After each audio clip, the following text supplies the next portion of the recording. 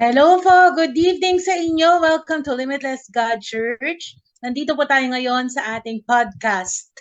Ang ating podcast for tonight ay God-Written Love Stories and I'm with...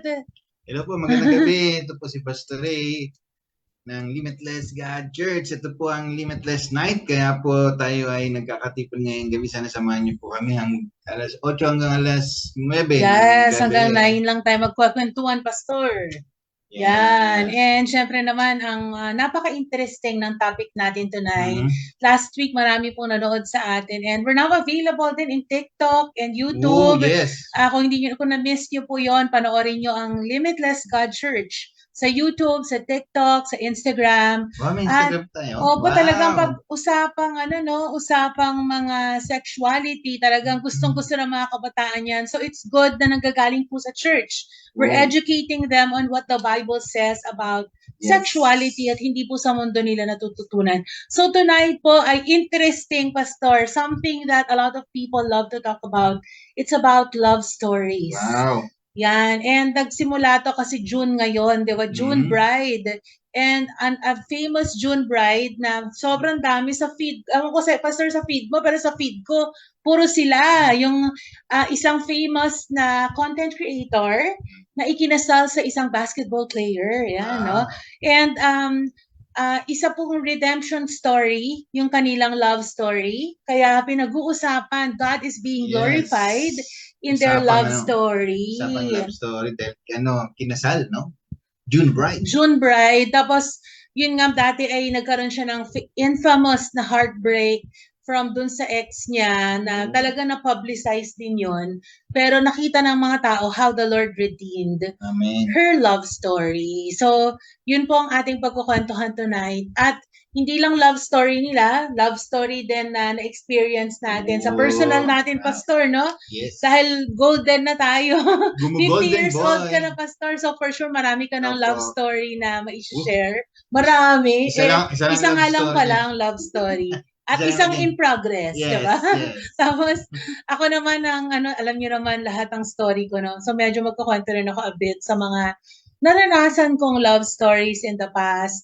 At yung in progress din na si Lord ay nag-move now sa aking love story. And at the same time, yung mga OG, Pastor. Alam mo ba yung OG? Di ba pag sinabi OG sa mga millennials at Gen Zs, original. Akala ko, oh gosh. Oh gosh. Original love stories na nandito sa Bible. Kung ano yung mga kwentong love story. Or OG is original. Okay. So, pag sinabi ng mga kabataan, Pastor, OG. Kasi sa atin, noong panahon ng mga Gen X, Orig tayo, yeah. Pero ngayon sila OG na. Yeah. Ganyan talaga for every generation. Iba yung tawag nila. Dati nga, nirereto. Ngayon, siniship. Siniship. Dati reto. Nirereto natin to. Reto natin to. Yeah. I-ship natin to. Ship. So, imagine mo pa nagkakuntuhan kami ni Pastor, yung side ng Gen Z at Millennials, ako yung nag-update sa kanya kasi meron akong 2 Gen Z daughters. And at the same time, puro mga Millennials and Gen Z ang ating mga members mostly, Pastor. So, medyo nakaka-catch up ako sa kanila. Pero sige, bago natin i-proceed, Pastor, magbabati tayo ng mga viewers natin ngayon. And kagabi masaya ako, pumalo tayo. Yung last tingin ko, 19 Sana nag-20 plus, di ko napansin. Pero praying na tonight, marami pong makapakinig din ng story. Kasi I'm sure maraming, alam niyo po bang may nag-message sa akin na gustong bumalik sa church? Feeling ko napanood niya yung love story na nitong couple na ito, na-inspire siya. Kita tayo sa linggo. Kaya mga Limitless family, Limitless members, abangan nyo, may kasama tayong bago. Yan, praying walang hahadlang. Walang hadlang, in Jesus' name. Siya ay maging regular na kasama natin. Pastor, pwede mo ba ipag-pray ang ating mga viewers ngayong gabi? Lalo na po ang mga nagpe-pray sa kanilang love life. At baka po need nilang marinig yung prayer mo and ating pag-uusapan tonight. Well, Pastor, let's pray. Hallelujah, Lord, we honor you, God. Salamat, Lord, sa gabing ito, sa bawat makakapakinig ng aming podcast na ito ni Pastor Ella at ako, Panginoon, dalayan ko ay samahan niyo po kami. Dalayan ko, Lord, ng yung presensya, maranasan namin, Banal na Espiritu, puspusin niyo kami. Bigyan niyo kami ng kaunawaan sa aming mga pag-uusapan, especially mga tagapakinig na sa online. Amen. Lord, I pray, Lord, dito magkaroon sila ng awareness, no? Kahalagahan itong aming pag-uusapan. In Jesus' name, Amen. Yan. Sige, so batiin muna natin ang ating mga kasama. Ito na dito sa tabi ko. Ang ating mga viewers. Ate Eileen Sapto is watching right now. Ate Eileen, hello sa Indonesia. Hello. Kuya Mar Bugarin is also watching. Hello, Mar. Ate Pastora Cecil Kawai from Hello. Japan.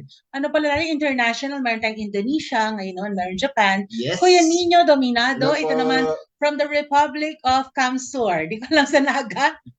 Sa Naga ata siya naka-base. And ang uncle ko, Jose Eduardo San Vicares, or known as Tito Chibs, yan, from Quezon Hello City. po, Yan, Tito aking Chibs. housemate for so many years. Yan, Wow, may housemate, Tito Chibs. Oo nga. Parang And, yung bahay ni Kuya lang, ha? yeah, si Ate Michelle Angel Sayo is also with us. And sabi rin ni Kuya Nino, good evening po sa lahat, and may God bless us all in this wonderful evening. Yes, amen to that. Pastora Jerly from the Republic of Mindanao. Hello, And sabi ko, and syempre nga dahil international tayo, meron din tayo, Sharden and Simon Jessa from UK. Wow, hello. Yan. And sino pa ba? Ate Jendi Nava from Aklan. Di ba? Ang dami, no? All around. Ate Ann Lumukso from Manila. Di ba? Kuya Flinch Sapno from Pampanga. And Ate Lot Amigo. Ate Lot, saan ka nga? Taga saan si Ate Lot ulit? And Kuya John Cali from Manila. Di ba? From Manila. Hello po. And si Kuya Jason Shio, diba? Alam ko lang from QC siya, pero hindi ko sure, diba? And Pastora Jerly, sabi niya, wow, sino kaya ang magbabalik sa linggo, diba? Pangmalakasan, antayin natin kung sino ang babalik sa church sa linggo. And sino pa? Hello, Mama Bear and Pastor Ray Boom. Wow, diba? hello po.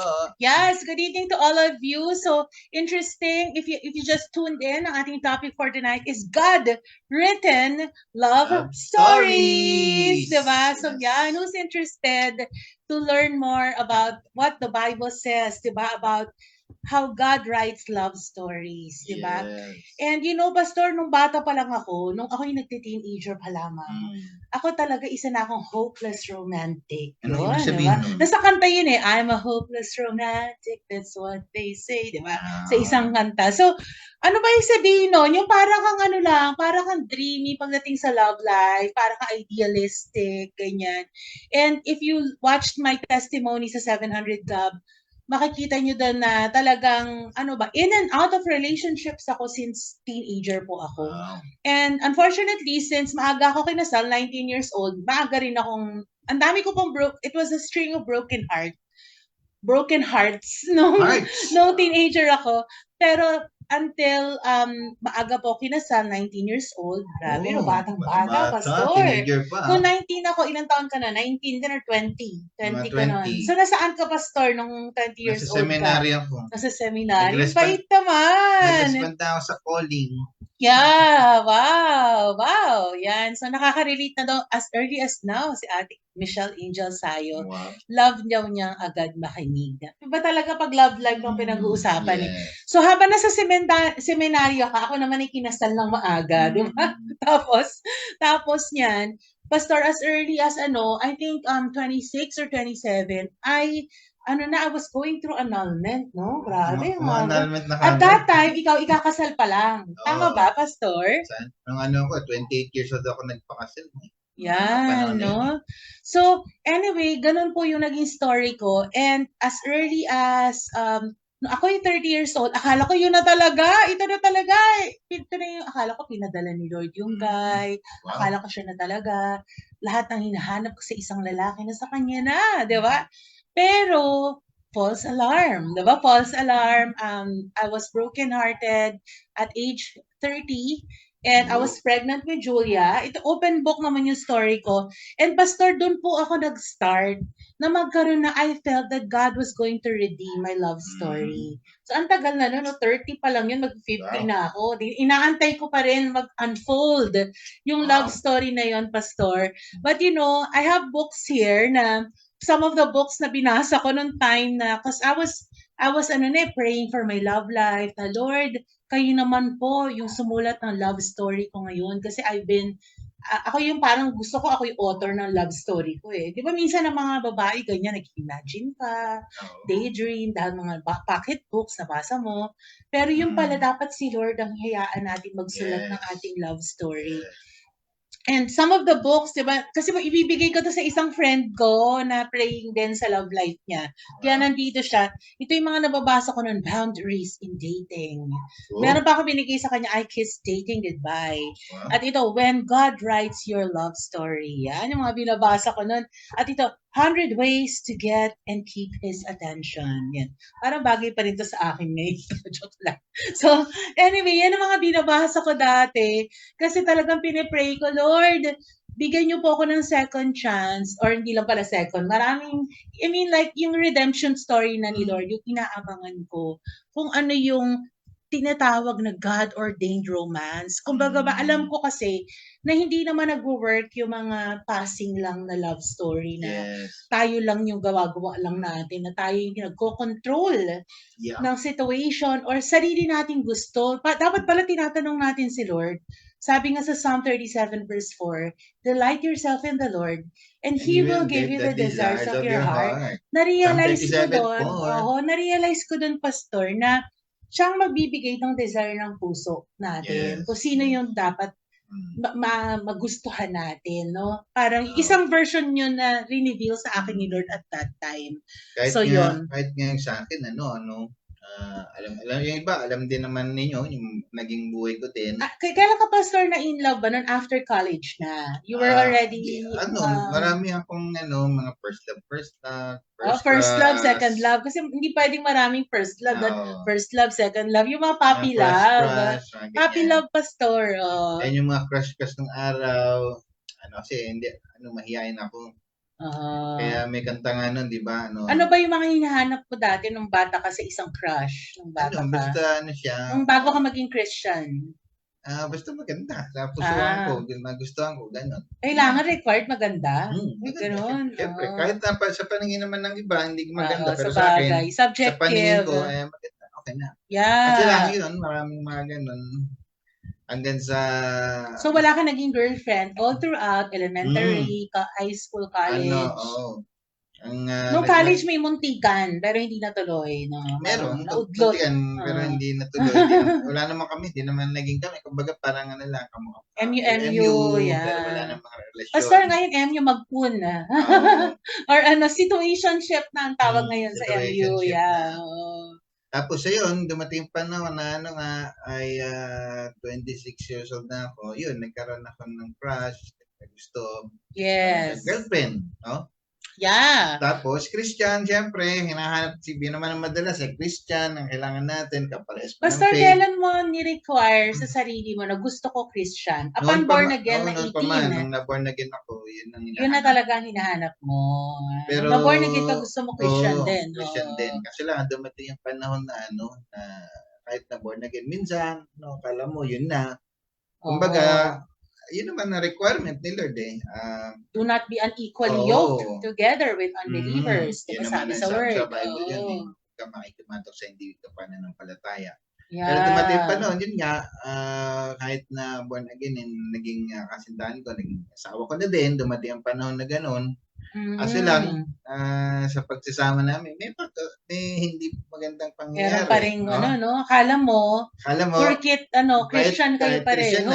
Kahit born again na, akala mo, yun na, kumbaga, yun naman talaga ang requirement. Kasi lang, may choice naman tayo, pumili talaga kung ano yung gusto natin. Binigyan naman tayo ni Lord ng freedom of choice. Pero, si Lord naman nagbibigay ng love sa puso natin.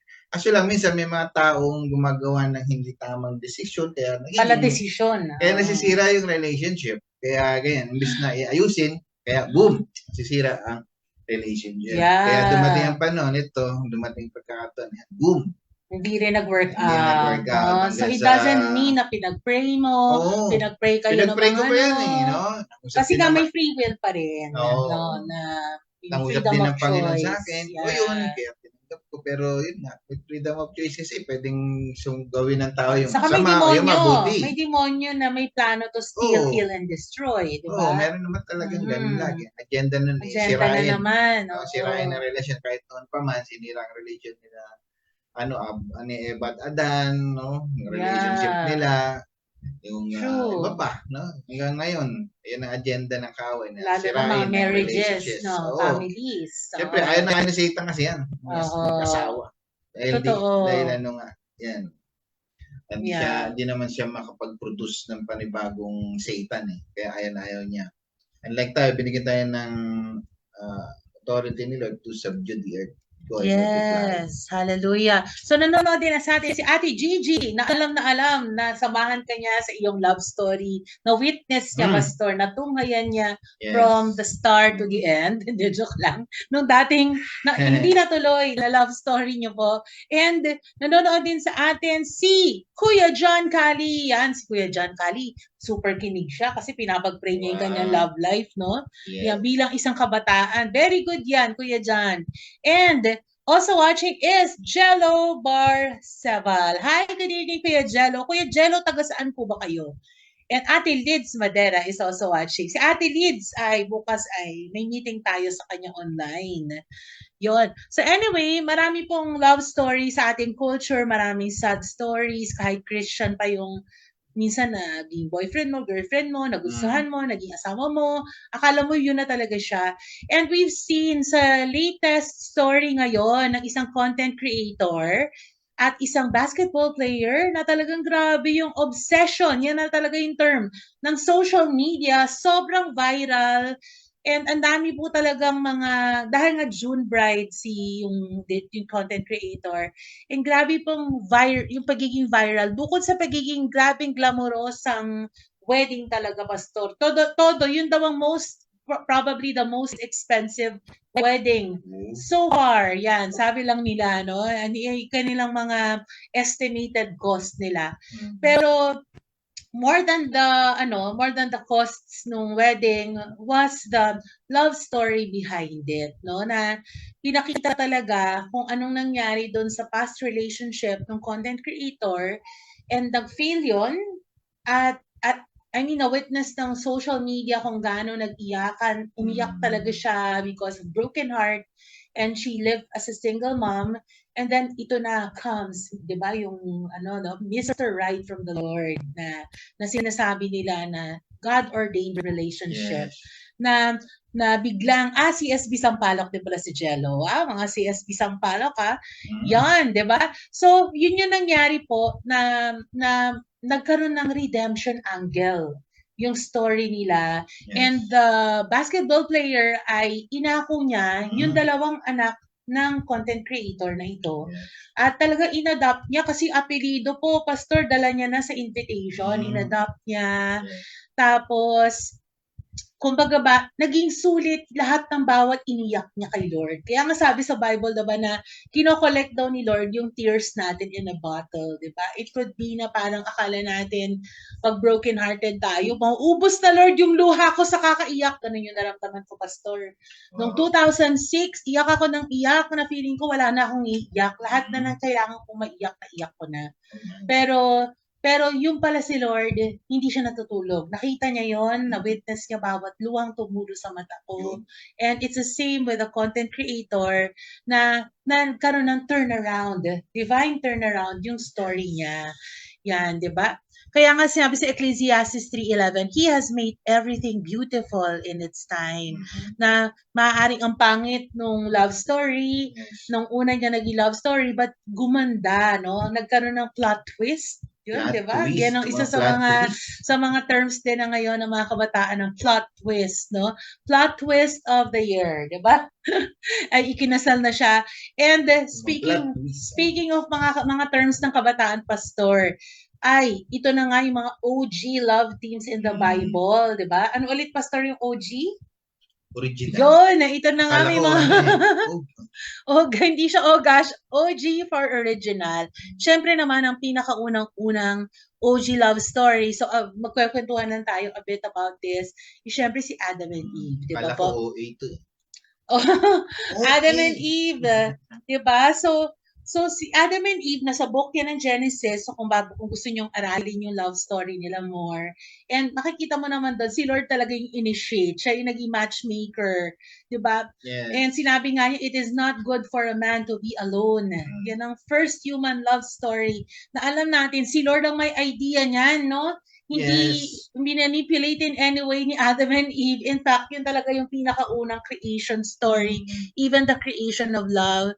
And finashon ni God si Eve para i-present kay Adam, 'di ba? A picture of divine matchmaking. So sometimes as women ganun din eh. Pina-fashion ni Lord yung babae para i-present sa man na inahanda niya para dun sa babae. Yes. It's the same way. It could be, isipin natin, tagal na yan. At panahon pa yan ni Adam at Eva. Adan at Eva, no? Adam at Eva. Pero, Adan at Eva. oo, pero kahit matagal na yun, similarly, si Lord is still active in the business of creating love stories and matchmaking, 'di ba? May sinasabi nga na our God is a perfect matchmaker. 'Di ba? Buti Yun na naman lang talaga. kahit imperfect po yung mga tao, but dahil perfect matchmaker siya, kaya niyang i-perfect Kaso yung lang, love story kasi from lang- glory to glory. Kasi lang minsan, tayong tao, binigyan nga tayo ng freedom of choice pa rin kung yung ba pagpapatuloy natin o hindi. Yeah, 'di ba? Kasi lang, may mga consequence talaga eh. Kapag may mga wrong decision, wrong doing. Yeah. So, pastor, ngayon kasi, ang dami ng matchmakers ngayon. May mga matchmaking service, may mga dating apps, no? Talagang, ang dami ng tumutulong ngayon para mahanap mo yung perfect match mo. And while I don't have anything against those, kasi minsan... Never ako dyan pumunta sa dating apps. Pero, pastor, marami talagang success stories, admittedly. Pero marami ring horror stories na makikita mo sa ganyan. Hindi lang horror, kundi din. Dahil doon? Mga tragic, no? Tragic, mga love scam na happening, no? And ako po, pastor, yung joke ko nga dyan, nung hindi pa uso yung mga dating apps, at the time na hindi pa ako nare-restore from my backsliding, nauna na ako dyan sa mga dating apps na yan. So ano ba yung dating apps mo nung araw po, MySpace pa. Ngayon po kasi is Tinder. Ngayon, hindi na ganyan eh. Give me some space. So anyway, in other words, so anong nangyari pa nga nun, pastor, hindi nag-work out yung relationship ko doon sa online. Sinubukan ko ulit, tapos talagang dinila ko ni Lord. Actually, nag-seek din ako kay Lord. Ang sabi lang niya sa akin, I don't need your help. So, para for me, wow, oo nga, no? By doing that, tinutulungan ko si Lord makahanap. And parang tinanong ako ni Lord, ano ba yung nasa heart mo? Ano ba yung desire ng heart mo? At ang desire ng heart ko is a church ko ma-meet yung man of God na pinapag-pray ko, hindi po sa online. So, ako po, kinontent ko yon. So, content for it. Minsan natagal, no? Dekada. And dekada po talaga kong kinontent. Mahigit at dekada ko po na content. Tapos po, nag-move naman po talaga si Lord. Pero kapag pinagpipray nung araw na taga-simbahan, may mga pastor, may mga dumaan na crushes, akala ko false alarm, di ba? Akala ko siya na yung parang hindi pala, false alarm. May mga rinireto, pastor, may siniship din sa akin na ito, ganyan, no? So pero parang yung ending, hindi eh. Malalaman mo, pastor, pag hindi, parang hindi nag-agree sa spirit, hindi nag-align yung spirits yun. Talagang yung sinasabi ni Lord na do not be unequally yoked. You have to be sensitive. Kasi yung yoke, yung being yoked, kasi dapat yung pamatok nyo pantay.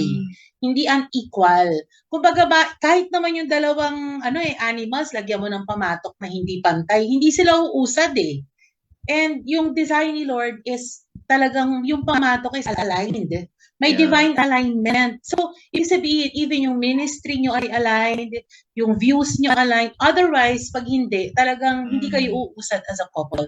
So, yan. Hello to Ate Marilyn Dewey. Yun, no? So, yan yung mga isa sa mga natutunan ko from mga failed na mga relationship. So, ang ganda rito ng point of view, no, doon kay Adam and Eve, na si Adam at that time, wala naman siyang mahanap na iba kasi sila lang. Tayo lang to guys, di ba? So, and he was asleep when God formed his partner, no, at that time. So, ang ganda rin na, kumbaga ba, it's good to know na minsan kasi na-stress tayo, lalo na yung mga babae, ay naku, 30s na ako, 40s na ako, na nasi-stress tayo, wala pa tayong boyfriend or asawa, ganyan. And ang maganda rito, nakita natin na si God, finorm niya yung partner ni Adam while he was asleep. Meaning, kahit na in our sleep, God is moving. Yes. Kahit na we are at rest, hindi natin kailangan ma-stress sa love life, no? Yan. And the same thing, Pastor, sa mga those who are waiting. Yan, di ba? Ako po, nag-aantay ako ngayon sa aking love life. May inaantay ako. Wow. So, kayo rin po yata, no? May inaantay. Yan. So, yung mga waiting season, hindi po tayo kailangan ma-stress dyan. Kasi we know God is moving behind the scenes. Di ba po? Yan. Nice. Wow! Thank you po, Ate Marilyn. Ate Au is watching. Hello, Ate Au. Kamusta? Same spirit daw dapat, sabi ni Kuya John Kali, di ba? Yes. Coming from Kuya John, di ba? Makinig tayo sa mga kabataan kasi sila same yan. Spirit.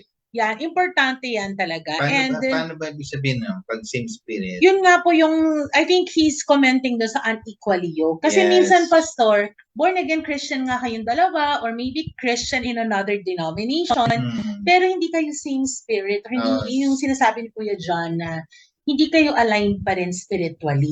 Yung pamatok nyo, hindi aligned. Maring isa, hindi naniniwala sa Pilipinas. Pwede yan. Pwede yan. Naniniwala. Yeah. Isa naman, prophecy, naniniwala. Isa naman, hindi. Tapos, pero, Christian, kilala kay Lord. Totoo. And, Pastor, diba? Magkaiba talaga. Totoo. And before, yung babae na gustuhan nyo ay isang worship leader, no? So, kung titingnan mo, wow, very ideal worship leader and pastor. Pero akala mo, mag-work, pero ba't ganun, no? May ganun pala, na pwede pa rin mag-feel. It doesn't mean. And, parang ito yung minsan, ang nangyari ito sa buhay ko, hindi na mo no? Nasa ibang lugar, nasa ibang bansa, hindi na yan nilaban, Pastor. Laban-laban lang. Naalala ko nung Lord, meron ba kapares nangyari sa Bible na yun, pag-uusapan din natin mamaya. Na man of God. Yeah. Ganito ring issue. Diba? Tingnan natin kung sino yun. Mamaya, ikakwenta natin yan. And sabi nga ni Ate Au, stress-free daw sa love life. Ay, ako ba yun? And sabi sa akin ni Ate Au, true love waits. Yan, totoo yan, Ate Au. Alam mo yan. And, yan, sabi raw si Ate Beth is watching. Hi, Ate Beth! And Ate Jean Uy is watching. Parang dumating na daw ang hinihintay ko. Yan, sabi ni Pastora Jerly. Diba? Abangan ang susunod na kabanata. Diba? Ang next naman, speaking. So, ang tanong ko sa inyo as you're watching, are you trusting God to write your love story? Or trying to write it yourself, tulad ng ginawa ko dati. Kaya nga may librong ganito. When God writes your love story, hayaan natin si Lord yung magsulat at give Him the pen. Huwag natin agawin sa Kanya. At talagang pala desisyon tayo kung ano yung plot twist, no? Yan, no? So next naman, ang pinaka-favorite ng napakarami, the Ruth and Boaz story. Yes. It is in the book of Ruth, diba? From the book of Ruth. And dito po sa Ruth and Boaz story, because of the loyalty of Ruth to Naomi, diba sabi niya, where you go, I go. Where you stay, I'll stay. Diba? Yes. Sinabi ko rin sa yan, Pastor. Nung nagde-decide tayo ng major decision, sabi ko, Pastor, where you go, I go. Where you stay, I'll stay. Diba? Yes. So may naman din nang nagsabi.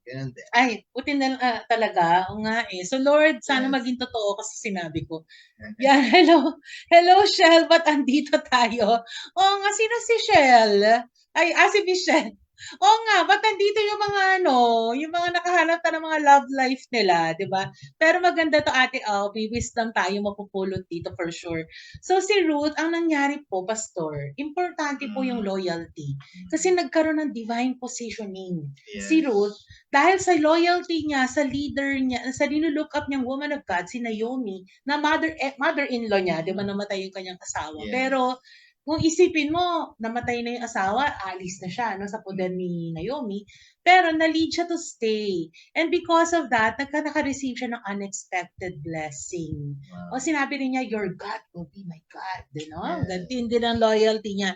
So, dahil doon, naka-receive siya ng unexpected blessing sa kanyang love life. Yes. Dumating na nga si Boaz. Yes. Di ba? At napansin, ito maganda, Pastor, at alam niyo po, tinamuhay ko to. Kasi sobra ko nilook up yung love story ni Ruth and Boaz. Sinabi rito, na itong sa Book of Ruth, so gusto niyo mabasa yung buong story nila, love story nila sa Book of Ruth, basically, napansin ni Boaz si Ruth, nung nag-work siya sa field na pagmamay-ari ni Boaz, nakita niya yung character ni Ruth, yung diligence niya sa working in the field, di ba?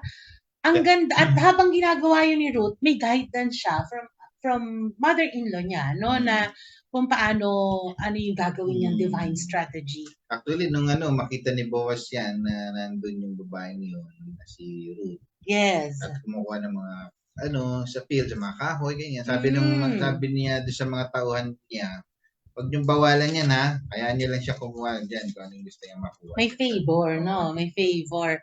So, ang ganda kasi dahil din si Ruth, nag-obey siya kay Naomi. Nagkaroon talaga ng divine alignment lahat-lahat yung love story. And yung pain ng widowhood niya, nag-transform din into purpose na, di ba naging part sila ng lineage ni Jesus? Di ba kung babalikan natin yung family tree, kung hindi siya nag-obey kay Naomi, kung hindi niya nakatuluyan si Boaz, mag-iiba yung story. Yes. Diba? So, ang ganda na minsan yung obedience natin kay Lord, it can create a story for the next generation. At isa sa maganda rito, no, na ang ganda ng sinabi rin na si Boaz yung naging kinsman redeemer niya. So, may redeeming angle din yung love story po nila, Pastor. May redemption. Lalo na yung mga widow. Ibig sabihin, hindi ibig sabihin pag wala ng asawa na matay asawa, widow na, wala ng opportunity na kapag love life. Baka pwede pa, no? Baka may dumating na Boaz sa inyong buhay. Or Ruth, no? Yeah. No? Yeah. Kagaya ng unang nating napag-usapang love life, kagaya ni Adan at Eva, kumbaga si Adam at Eve, siyang Yes. Sila, ang kalooban ng Panginoon talaga, kinasal ni God sila, no? Sila, si Adam at Eve, sila, dumating ang pagkakataon na deceive si Eva. Si Eva. Ayaw ng serpent. Serpent, no? Ang cause ng pagkakagulo minsan ng relationship ay demon. No? While dito naman, sa relationship naman nila Ruth at Boaz ay kumbaga ito ay widow. Yes. Pero ang maganda dito ay hindi nagtatapos yung love story ni Ruth. Yes. May pagkakataon na yun, nakakilala siya ng isang lalaki, Boaz, na willing na maging kinsman redeemer ng family niya. Maging asawa. True. Kahit siya ay widow. Yeah, ang ganda. Kaya sa mga widow, may pag-asa pa. Yun, yung widowhood, no?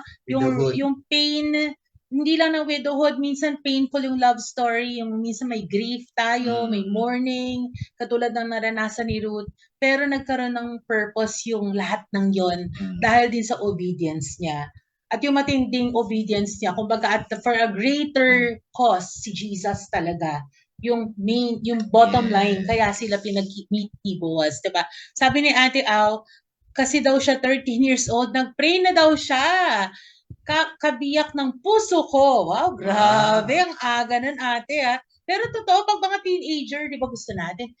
Pag mga babae, di ba, daydream na natin na ikakasal tayo sa Prince Charming. Kasi mga babae, Pastor, nagbabasa kami ng mga Cinderella, ng mga fairy tales. So parang pinapangarap namin na maka-experience din ng ganyan, Pastor. So ito, sabi niya, ito binigay ni Lord, true love. Ang bait daw ni Lord, na kahit hindi mo pa siya kilala noon personally, limitless talaga. Wow, talaga. Pati sa love life, no? Limitless love. Diba? Amen si Ate Au.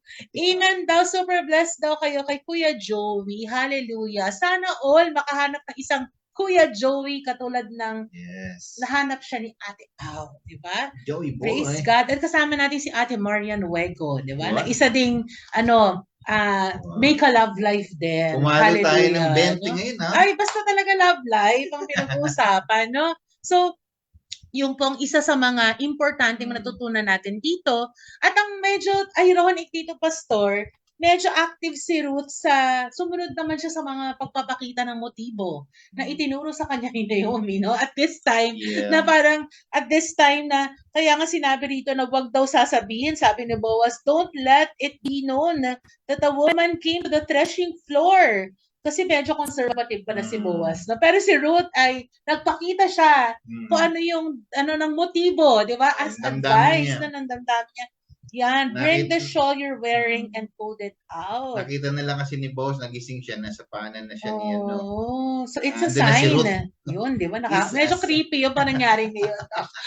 Sino to? Di ba? So anyway, yan. So praise God. Siguro naman may attraction din si, saka at least, siguro they kept it pure naman. Kaya wala naman. Nandun lang siguro siya. Diba? Presensya niya. So number 3, meron din si Isaac and Rebecca na sa Genesis 24, no? So si, yung servant ni Abraham, si Isaac prays a very specific prayer and God answered exactly. Ito yung and dumating si Rebecca, dumating siya. Tingnan natin nga dito sa yung sa Genesis 24, tingnan natin exactly. Diyan, Pastor. Nandiyan ba yung Bible sa tabi mo? Yeah. Ayan, tingnan natin yung story nga nila. Balikan natin to. Genesis 24, yan, especially verses 12 to 21, di ba? 12 to 21. Tingnan natin yung Yan, so nakita sila dito. Yan, so ang maganda sa story nito na yung nag-pray siya na specific prayer at sumagot si God exactly. Dumating si Rebecca, he showed up with character, kindness, and strength, di ba? At sinabi, yung will daw ni God was confirmed through peace, generosity, and readiness. And si Isaac loved Rebecca deeply and he loved her. So Genesis 24, ito na, 67. Tingnan natin exactly. Yung sinabi doon. At yung mata ko parang parang lumalabo, sambay salamin ko nandun, hinahanap ko. Pastor, ito, mamabasa mo to. Ayan, verse 67, pakibasa, Pastor. Basa! Di ba? And Isaac brought her into the tent of his mother Sarah and took Rebecca to be his wife. Yun, di ba? Dinala niya sa mami niya. After his mother's death. Oo, kumbaga ba, si Isaac, na anak ni Abraham at Sarah, ay ito naman ay parang reto. Lineto, no? Reto, ito anak ko, ito, ganyan. Isa ring love life ito na minsan may ganitong setting sa atin na minsan may actually, Pastor, ng mga magulang sa mga anak. Oo, actually, Pastor, yung unique sa story nila, ito na, medyo nababasa ko na. Kasi nandyan yung salamin ko sa side na yun. Yung unique sa story nito, Pastor, naglalakad-lakad si Isaac doon sa field. Tapos, pagkita niya, may camels na paparating. Tapos si Rebecca looked up, and when she saw Isaac, she got down from her camel and asked her servant, who is that man? May siguro na-attract siya, no? In the field, coming to meet us, no? Minsan may gano'n yung parang love at first sight. Na parang unang kita mo pa lang, alam mo na may something, no? The servant answered, it is my master. So, she took her and covered herself. Then the servant told Isaac everything he had done. Hindi na nga yung nabasa mo, Pastor. Isaac brought her. Dinala na siya kaagad. Imaginein mo, kakamit lang nila. Dinala na siya kaagad sa mami niya, no? Yan, grabe. And sabi, Sarah, ito matindi, Pastor. Kakamit lang nila, Sarah, and took Rebecca to be his wife, agad-agad, Pastor. Isaac loved her and Pastor? Basahin niyo tong part na to. Hindi ko mabasa. Yung mata ko na halata. Kailangan ko na ng salamin. Ito, yung naka-highlight, Pastor. Yung highlight ko. Isaac loved her and he was comforted after his mother's death. Yun, no? Kumbaga, grabe, no? Yung mga ganyan din minsan, may ihandaan ng mga magulang para maging sila. Even though meron ng mga attraction, iba. Yes. Isang love story din yan. And even din minsan, may isa ring love story sa Bible, ito'y bunga ng maling desisyon, no? Si Abraham saka si Hagar. Yeah, no? oo. Na kung saan, ay nung walang anak sila, yung asawa ni Abraham na si Sarah, nung wala silang anak, Di sila magkaanak. May prophetic word na pinitawan kasi ang kumbaga may sinabi ang Diyos sa kanya na magiging siya, ang mga anak niya magiging kasing dami ng mga bituin sa langit. Kasi lang, may mga desisyon nga, kagaya niyan, mga pala desisyon si Sarah dahil in-expect niya na hindi na siya magkakaanak kasi matanda na, di ba? Kumbaga, yun ang desire, pero ang desire niya, sige, meron naman ako ditong servant na si Hagar. Pwede mo nang sipingan. Kasi lang, hanggang siya nagkaroon sila ng anak, di ba? At yun na nga si Ismael, no? Kumbaga, minsan may mga ganitong desisyon tayo sa buhay tayong mga tao, no? Na minsan ay hindi nagkakaanak. Minsan nga yung meron yung ano ba tawag doon? Babae nagdadala ng sanggol, yung binabayaran. Yung para child carrier ba tawag doon? Yung baby carrier. Yung pinapanood natin sa YouTube. Minsan, kung saan ay binabayaran yung babae dahil hindi magkaanak. Yung asawa, tapos yun sila yung mag-carry ng baby. Yes. Na magiging anak nila. Parang gano'n na naging setup nito ni Abraham at ni Sarah. At yun na nga, nagkaroon ng anak nga sila ni Hagar, yung servant. Yun, surrogacy. Surrogacy. Iniina ko rin yung term Thank you, Ate Marian. Surrogacy. Tapos niyan, dumating yung panahon nga na nagpunga, nagkaanak sila ng servant na si Hagar, na hindi naman niya asawa. Minsan may mga ganito na nangyayari. Na minsan, dahil sa walang anak, yun ang maling mga desisyon na ginagawa ng tao. Kahit nga wala namang problema sa may asawa kasi lang may mga desisyon na ginagawa yung mga tao at nagkakaroon ng third party, kumbaga nagkaka-third party. At yun na nga, yun na naging third party na si Hagar. Sarah, Abraham. Minsan may gano'n na nagkakagulo sa buhay may asawa. Hanggang sa dumating ang pagkataon na nagkaroon ng selos na ito si Sarah dahil nga may anak na si Abraham kay Hagar. Hanggang sa pinalayas na ni Abraham si Hagar. Amen. Minsan, may ganitong story naman na nagiging single mom, di po ba?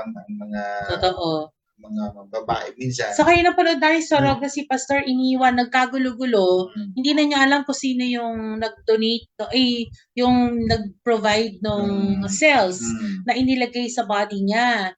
Kaya ang ending, naging single mom siya, dala niya yung baby na hindi niya alam sino yung kaya ang story dito na pwede natin matutunan naman kay Hagar kahit na yun ay bunga ng pagkakamali kasi nagdesisyon sila na akala hindi na magkakaanak si Sarah pero nagkaanak pa rin dahil prophetic word yun ni Lord para sa kanila na yun na si Isaac.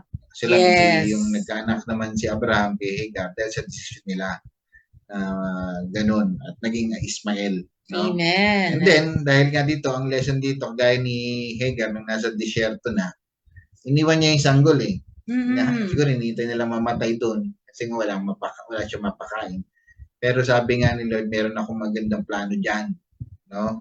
Kunin mo yung batang yan, si Ismael. May maganda akong plano sa batang yan dahil anak yan ni Abraham. At magkakaroon din yan ng isang malaking bansa. At yun na nga mga Arab people po yan. Sa kapanahon na natin, mga Arab people, yung sa lahi ni Ismael. Kumbaga, ang isang lesson dito, kung may bunga ng pagkakamali, lalo ng mga single mom, ay huwag papatayin yung anak. Isalba. Huwag i-terminate yung dahil lagi mayroong magandang plano si Lord. Amen. Nagiging blessing din talaga. I experienced that, Pastor, as a single mom. Naging blessing po yung mga anak ko. Yes. And even si Julia was born out of wedlock. Talagang she was a great blessing to my life.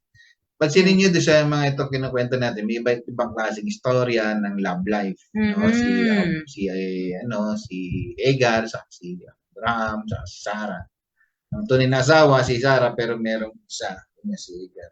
Minsan nagiging kumbaga parang kalaguyo. Yan. Pastor, habang nagsasalita ka, medyo binalikan ko yung story ni Isaac at Rebecca. Maganda din yung ginawa, Pastor, bago i-send off si Rebecca, ipinag-pray po siya. Ito po yung servant na sinasabi ni Abraham. Servant ni Abraham na pinag-pray si Rebecca at binigyan siya ng blessing, rinilisan ng blessing. Importante po na as we're waiting for our love life to unfold is to cover talaga with prayers. Talagang anuhin natin, magsispeak life tayo Diba po? Para talagang blessed po talaga yung ating love story, diba? And sabi dito ni Ate Marilyn, makikita niyo po ang destiny niyo. Yan, in Jesus' name, I receive it. Yan, sabi ni Ate Marian, Anya, sis, nood kami ka forever ka pa, di ba? Kung kayo po lose hope na, go ahead and continue. Yun, i-pray nyo po, katulad po ng ginawa ng mga servants nung time ni Isaac at Rebecca na they upheld it in prayer, di ba? Hello to Heidi, good evening sa iyo. Thank you for joining. So ang ganda rin ng plot twist na it was, although arranged match siya, na talagang parang mabilisan yung nangyari, nagkagustuhan agad sila, kinasal agad sila. But hindi yun kailangan na maging sa atin na deterrent na mag-pray in detail. Katulad ng ginawa nila, they prayed in detail. Very detailed yung prayer bago sila mag-meet. And they expected, kumbaga yung faith nila na mamimit na niya yung magkakagustuhan sila, di ba? Siyempre naman ang isa sa sikat na love story is si Mary and Joseph, na alam natin na nag-birth naging reason dahil sa love story nila kaya nagkaroon ng isang Jesus, di ba? That it was actually their divine assignment from the Lord. Na at that time si Joseph had every right to walk away, pero pinili niya pa rin manatili because of the greater reason na si Jesus, although merong misunderstanding publicly, there was danger, there was stress, sobrang stressful siguro yun sa kanila yung nangyayari. Kasi nalaman ni Joseph na nagdadalang taon si Mary, kaya may balak ng hiwalayan. Pero buti na lang sa pang-Lord sa dream, kung siya na hindi dapat hiwalayan dahil ang dinadala ni Mary ay yung totoo. And sometimes gano'n, kahit na yung isang couple, it may not be like literal na may nagbubuntis ka na may mission nyo. Though, madalas naman, Pastor, katulad nga na pinag-usapan natin na yung babies na kinikerry natin as moms, may mission yan eh. The same way that Mary carried Jesus who had a mission, di ba, to save mankind. Di ba? So, hindi man gano'n katindi yung mission ng anak na pinagdadala natin o pinagbubuntis natin. For sure, may mission si God dun sa baby na yon. Saka binibigyan ng Panginoon ang babae o lalaki na tatanggap dun sa anak. Totoo. Kaya tinanggap ni Joseph, okay. Tinanggap niyang anak si Jesus, diba? Kapag ganun din, marami rin ganyan na love story na kung saan ay even though hindi sa kanila galing, pero itinuturing na parang galing sa kanila, laman ng kanilang laman at dugo ng kanilang dugo. Kahit parang yung nangyari nga sa viral ngayon na story, na yung content creator and basketball player, hindi man niya anak yung dalawang anak nung content creator, pero para sa kanya itinuring niya na parang nanggaling din sa kanya. So, kaya talagang a lot of people inadmire nila yung love story na, yung redemption story na yon. And ang matututunan din natin sa story ni Mary and Joseph na it's not really para sa kanila yung love story nila. It was really for God's glory through Jesus Christ. And marami po sa mga couples in the kingdom na pinapag-match ni Lord, hindi talaga para dun sa dalawang taong yon, but it's because they have a mission to fulfill together. It's for God's ministry through that couple. So, ang nangyayari talagang, it's not, di ba, well, sa mundo ang na tinitingnan, yung physical, yung sexual. Usually, pag kingdom partnership, you really look at the side, how can you glorify God in your relationship? How can you advance God's kingdom together? Di ba, mga ganyan. So, it's the same for Mary and Joseph. Meron din na business people, tent makers, missionaries, teachers, church planters together, si Priscilla and Aquila. Doon, ng time ni Paul, sila yung mga nag-host ng mga house churches, di ba? They were trusted by Paul. At kumbaga ba, couple sila, may negosyo sila, missionary sila, nagtuturo sila ng word together, nagpa-plan sila ng churches. Kumbaga yung love story nila, it was more of doing ministry together. And it was more of advancing God's kingdom together. They were hosting house churches, nagdi-disciple sila ng mga tao, no? And one of the famous na di-disciple nila si Apollos, di ba? And multiple times silang na-mention sa scripture, but they're known when we look back, talagang isa silang power couple to Yes. advance God's kingdom. So isa silang model if you want to blend ministry and business, di ba? Which is maraming ganyan sa kingdom ni God na, Yes. kumbaga ba, kingdom financiers, no? Nagpa-finance sila ng mga gawain ni Lord together in their marriage. And yun yung purpose ng marriage nila. Yes. Para ma-finance nila yung gawain ni Lord sa kingdom. Advance yung kingdom ni Lord. And how they can do ministry with excellence and with unity.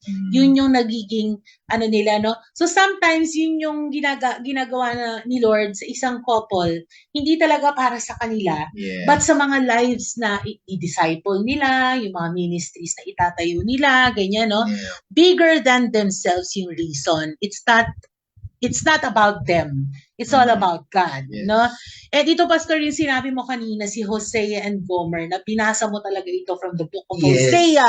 Kung gusto niyo pong basahin, yung story ni Priscilla and Aquila, kung gusto niyo basahin, meron sa Acts, sa Romans, sa Corinthians. And yung kay Hosea and Gomer naman, syempre nasa book lang ni Hosea. So, Pastor, ikwento mo naman sa kanila, medyo a bit na kwento mo na, but ano yung nangyari kay Hosea sa story nila? Of redemption story din to, no? Yung nangyari sa kanila. Sige, go ahead, Pastor. Actually, maganda yung yung story niyan. Si Prophet Hosea, isang propeta, mensahero ng Panginoon. Tapos ay nakapag-asawa siya ng pangalan ay Gomer. Si Gomer ay isang prostitute, no? Kumbaga kahit mag-asawa na sila noon ay iniwan ni Gomer si Hosea, tumanap pa rin ng lalaki, kumbaga na ano pa rin, partner. Hanggang sa hinanap pa rin to ni Hosea. Itong babaeng ito, si Gomer, no? Yes. Sabi ng Panginoon sa kanya, natatanda kong sinabi ng Panginoon kay Hosea, go show your love to your wife again, even though she loved by another. Grabe, no? Grabe. Go show your love to your wife again, even though she loved by another. So, hinanap ni Hosea si Gomer kung nasan. Nung matagpuan, inuwi niya ang babaeng ito sa kanyang bahay. At nagsama pa rin sila.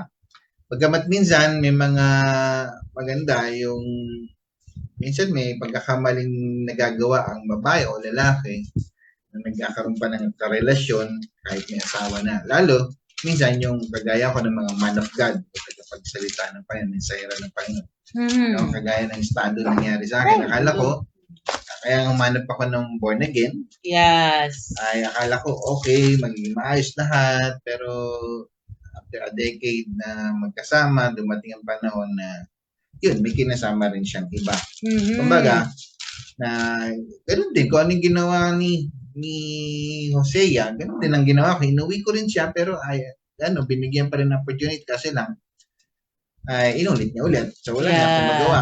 No, nagpunta naman siya sa ibang bansa na hindi ko na siya mahanap. Hindi naman basta-basta makapunta doon kung wala kang visa.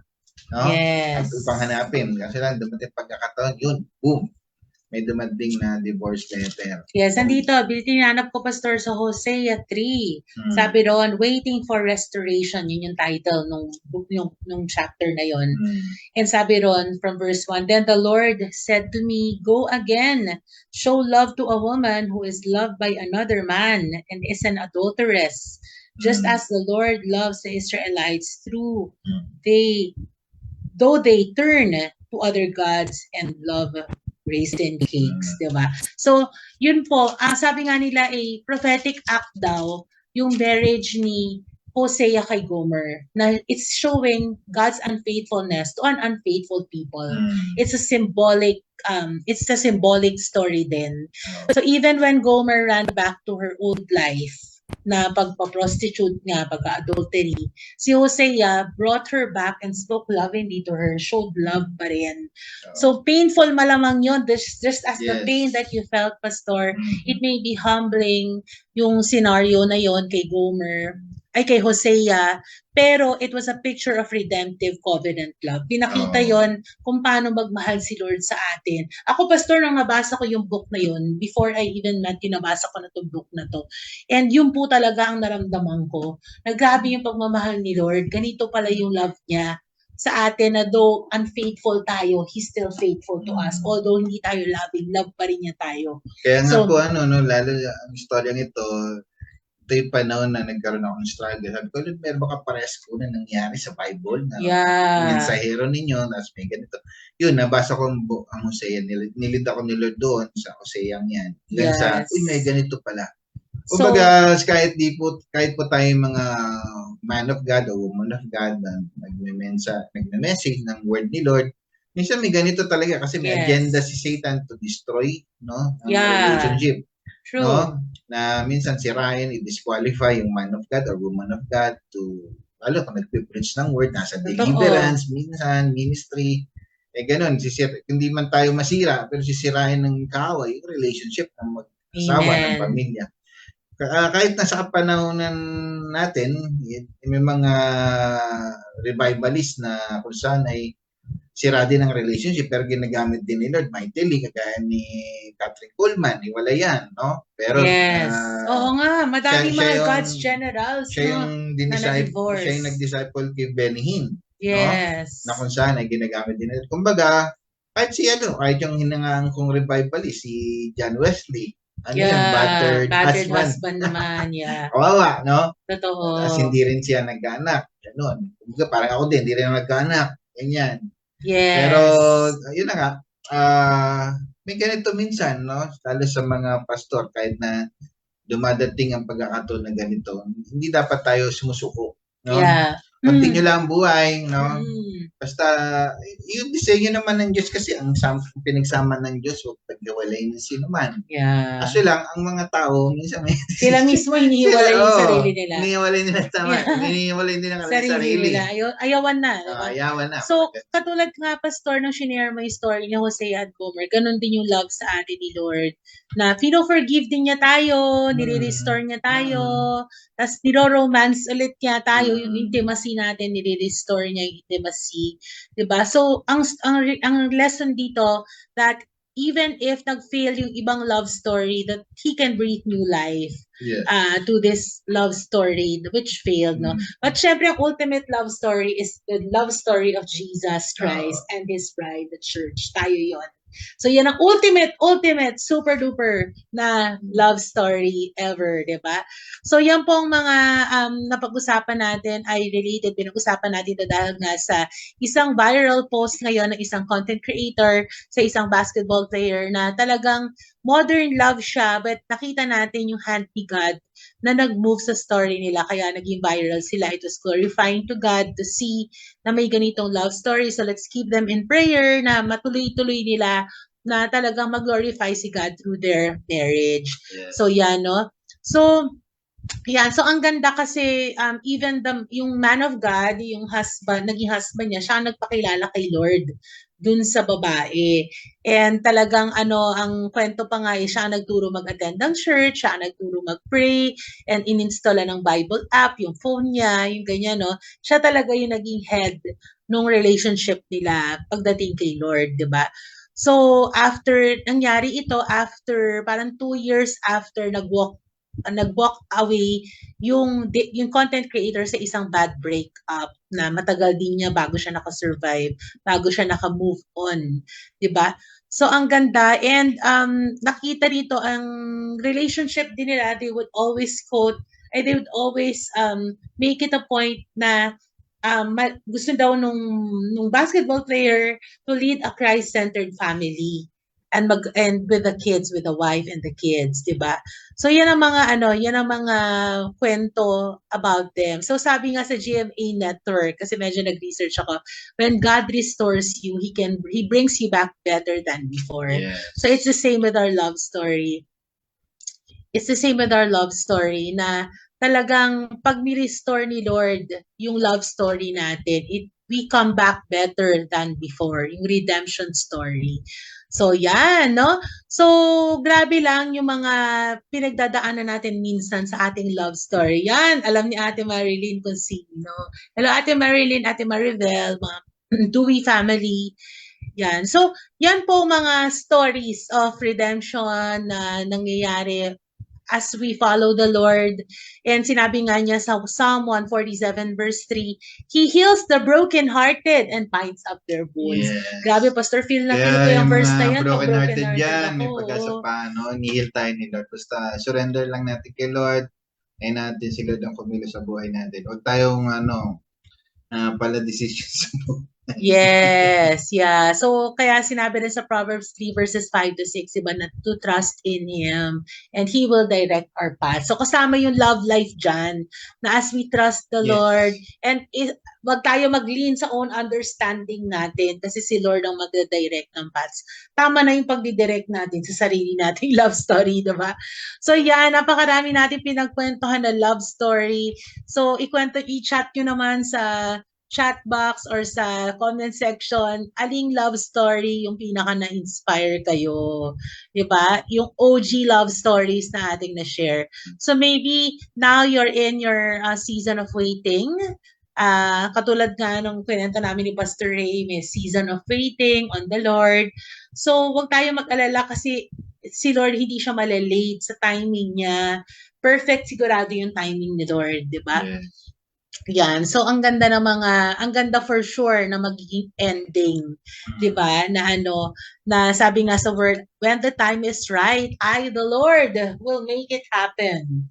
So, abangan natin, no? Abangan na. And hindi lang He will make it happen, He will make it right. So, ayun lang po. Yan, 9 o'clock na. Ay, 9:01 na. So, maraming salamat for joining our podcast. So, kwentuhang love life, kwentuhang love stories dahil June ngayon at maraming June bride at maraming nagre-react sa love story na nakita natin, na natunghayan natin na nangyari just last weekend, na one of the most expensive, if not the most expensive wedding na nangyari po sa taon na ito. Kaya iwan natin yung verse na Psalm 37:4. Yun! He will give the desire of your heart. Delight yourself to the Lord and He will give the desire of your heart. Amen. Hallelujah. So maraming salamat po. And Pastor, baka naman may mga nanonood ngayon na gusto nilang makareceive ng blessings of love. Para baka nagpe-pray sila ng kanilang love life. Sino dito nagpe-pray ng kanilang love life? At baka po naghahantay sila ng prayer and blessing sa inyo. Go ahead, Pastor. Yes, Lord. Maraming pong salamat. Pinapanalangin ko po mga nasa online na ito na nangailangan ng panalangin, especially sa love life nila. Amen.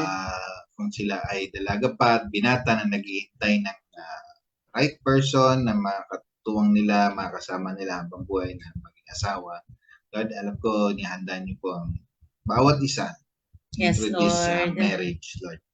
At sa mga may asawa naman na, Lord, I declare, Lord, patuloy yung pagbuklo rin ang kanilang pagsasama, ang kanilang relationship as husband and wife.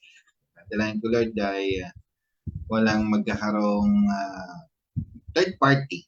Amen. Ito yun by the blood of Jesus. Si Jesus lang. Si Jesus nga lang, third party na hindi masakit. Amen. Amen. Salamat, Lord.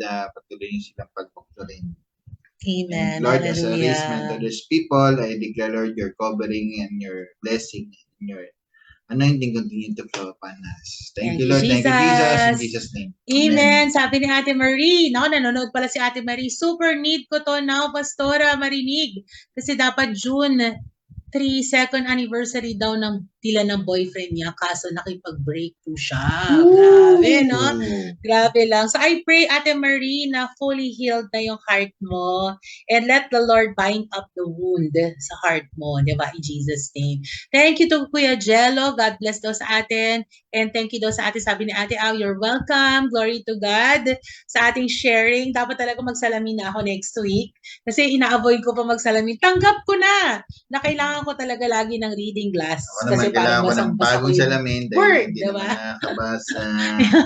Yun. So maraming salamat. Yeah, I received daw. Yes, lahat po ng mga married couples dito or maaaring may asawa kayo and nararamdaman nyo na gusto nyo ma-experience yung God-written love story in its fullness.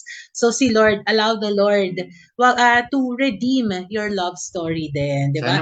Sana po maging faithful. Sana all faithful. Yun, sabi ni Ate Au, tanggapin mo na to Ate Marie, meron daw nakalaan sa'yo. Wait mo na lang. The best is yet to come. So sa lahat din na nagpe-pray for a love life, I release that word from Ate Au sa inyo na may nakalaan sa inyo, the best is yet to come. And siguro PS, Pastor, may mga nagtatanong kasi paano ko malalaman kung kung may nakalaan sa akin o wala, no? Ang isa sa Ang natutunan ko, din based sa mga, dahil nga pastor, sobrang dami kong books na binasa noon, and syempre as I sought the Lord, pag may desire pa daw yung heart natin, and may desire pa tayo to get married, to have a husband, to have a wife, sa malamang ay kailangan natin i-content lang na meron inalaan si Lord para sa atin. Ngayon naman, kung wala na tayong desire sa heart natin, talagang okay na ako na single, wala nang malamang may single blessedness po, may gift of celibacy. So, okay na rin, masaya din yon kasi nakafocus ka na lang kay Lord all your life, di ba? So, sabi ni Paul, ganun eh. Ay, oo, sinabi ni Paul yan. Sinabi ni Paul yan, na kung di naman mapigilan, kaysa magkasala kayo. It is better to marry than to burn with lust, di ba? Or passion. At sinabi rin niya na kung siya ang tatanungin, it's better to be single, sabi ni Paul, di ba? Kaya ni Paul, single. May single blessedness nga naman siya. Yun ang kanyang, may gift of celibacy siya malamang, no? So yan, maraming salamat. And syempre, hello din kay Kuya Josh San Juan. And sasabihin ko na ulit, kung sinabi ko at the start, pag-subscribe po kayo sa aming TikTok, Instagram, and YouTube pages. Lahat po, ito po, Limitless God Church. I-type nyo lang po sa mga platforms na ito and i-follow, i-subscribe, i-like nyo po. And yan, kasi po si Kuya Josh ang nag-a-admin dyan. Kung may question kayo, tanongin nyo lang po siya. So maraming salamat po sa inyo. I-inform pa natin. Yung page po na ito na po yung last broadcast namin dito sa Limitless God Church. So maglo-launch po kami ng bagong page. Actually, meron na pong existing Limitless God. I-follow nyo na yon kasi next week doon na kami maglo-live. Ito na yung last broadcast namin. Starting Sunday, doon na po kami sa kabilang page, Limitless God, na kami magla-live. So yan, see you there sa kabilang page. Don't forget to like and follow that page as well. I-like and follow nyo na po para baka mamaya mahanapin nyo kami. Nasaan na sila? Sana sila! Ate Al, sabi niya, life to the fullest, love life kasi si Lord ang nasa tuktok ng tatsulok na sukat. Wow. Thank you, Jesus. Hallelujah. Okay, ayun, maraming salamat. God bless and see you again. And kung kayo po nagpa-pray ng isang church, meron po kaming church dito sa Antipolo City, Limitless God Church. Let us know. Mag-message lang po kayo if you're interested. 10 a.m. Sunday 10 a.m. to 12 noon. Service. Yeah, God bless. Bye-bye. Yan. Happy God-written love story sa mga nagpe-pray ng God-written love story. Bye. God bless.